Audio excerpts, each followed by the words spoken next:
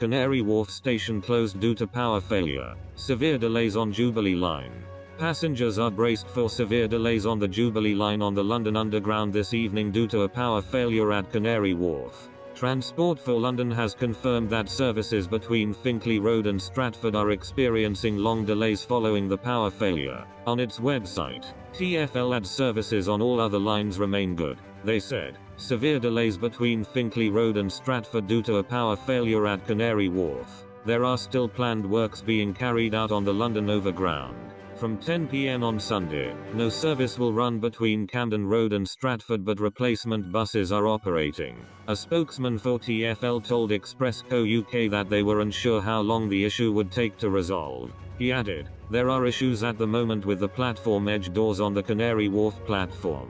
An engineer is on their way to ascertain what needs to be done. We believe the doors need to be rebooted, and once this has happened we will have a better idea of a time frame for when this will be resolved." Trains are still running through Canary Wharf, but slowly. Trains are not stopping there. The engineer will try and get things moving as quickly as they can.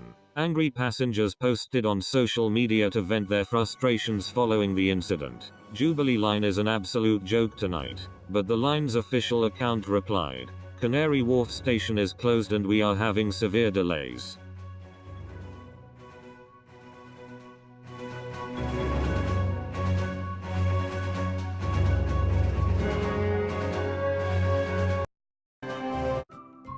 Thank you for watching.